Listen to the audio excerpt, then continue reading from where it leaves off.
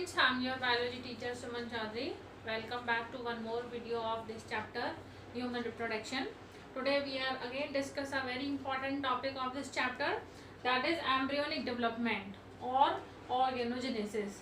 Embryonic development पिछले video में हमने इम्प्लांटेशन तक की प्रोसेस को पढ़ा था. Implantation is what? The imbibition of the zygote into the endometrium wall.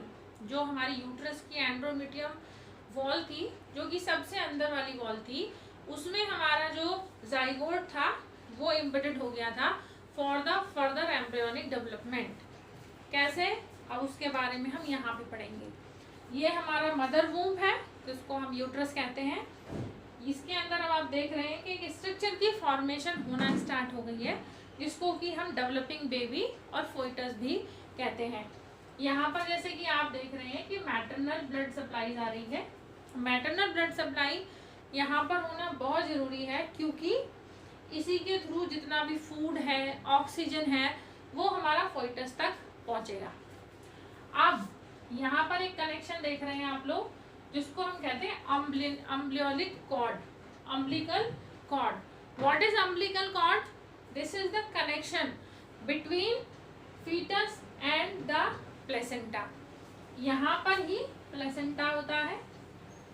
Placenta is a very very important structure, जिसके बिना हमारे मदर के ब्लड से कोई भी सप्लाई फोइटस तक नहीं आ सकती. और प्लेसेंटा और हमारे फोइटस को कनेक्ट करने वाला स्ट्रक्चर है अम्बिलिकल कॉर्ड. अब what is placenta? Placenta is the connection between mother and foetus by which the food and the oxygen is supplied for the survival of fetus. and जो हमारा fetus है वो excretion की process कर रहा है. Definitely अगर वो न्यूट्रिशन ले रहा है तो वो excretion भी करेगा. तो जो excretory waste हैं, जो fetus से रिलीज हुए हैं, वो हमारे वेस्ट प्रोडक्ट इसी प्लेसेंटा के थ्रू मदर के ब्लड में वापस चले जाएंगे. एक बहुत इम्पॉर्टेंट बात होती है कि ये जो हमारी मदर की ब्लड सप्लाई है, ये कभी भी फोइटस के ब्लड के साथ मिक्स नहीं होती. ये दोनों एक दूसरे के पैरेलल होती हैं, जिसमें से कि सिर्फ ऑक्सीजन और फूड प्लेसेंटा के थ्रू फीटस में आता है, और फीटस के जो एक्सक्रीटरी वेस्ट हैं वो इस एम्बिलिकल कॉर्ड से होते हुए प्लेसेंटा पहुंचते हैं, और वहीं से मदर ब्लड सप्लाई में वापस चले जाते हैं. और यहीं पर स्लोली हमारा जो एक फीटस है वो डेवलपमेंट कर रहा है.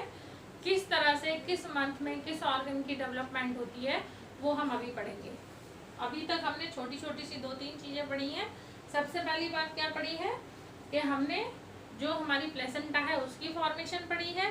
Placenta is the connection between mother and foetus, जिसके थ्रू ऑक्सीजन और फूड हमारे फीटस को जाता है, और उसमें से निकलने वाले जो एक्सक्रीटरी वेस्ट हैं वो हमारे वापस मदर के ब्लड में पहुंचते हैं, जहां से वापस वो जब मदर का ब्लड फिल्टर होता है बाय द किडनी, वो यूरिन की फॉर्म में बॉडी से बाहर चले जाते हैं.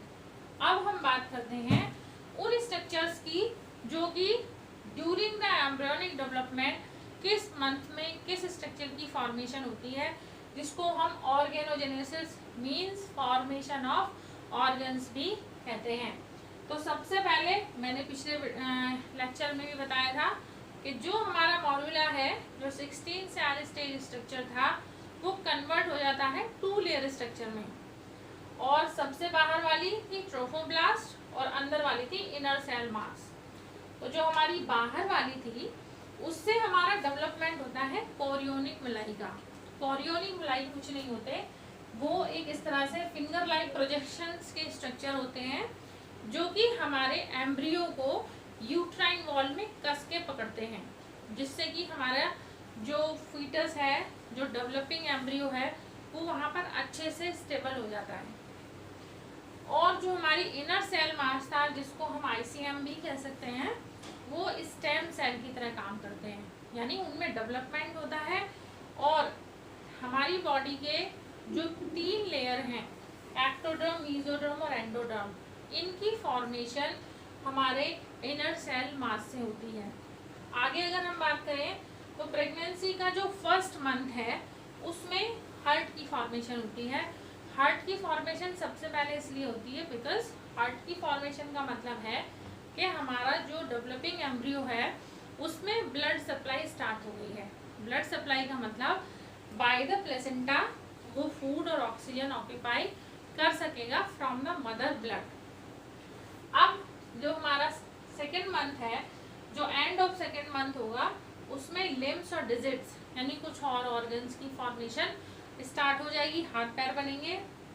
एंड ऑफ 12 वीक यानी फर्स्ट ट्राइमेस्टर कंप्लीट होता है और यहाँ तक पहुँचते पहुँचते जो मेजर ऑर्गन्स हैं उनका डेवलपमेंट पूरा हो चुका है।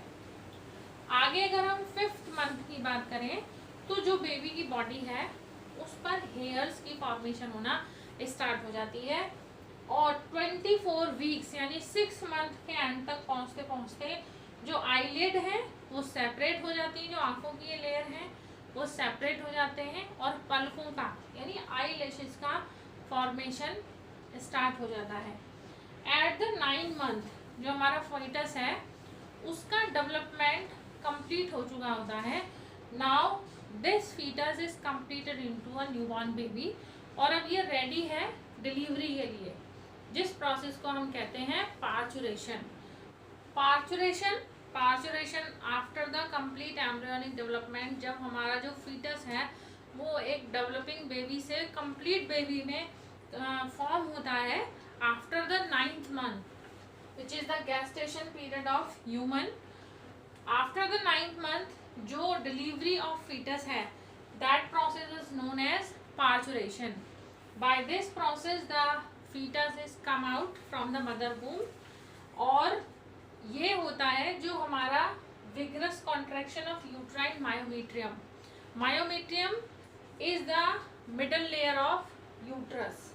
मैंने आपको पहले भी बताया था जो हमारी इनर मोस्ट लेयर है that is endometrium where the embryo और zygote is embedded for the further embryonic development.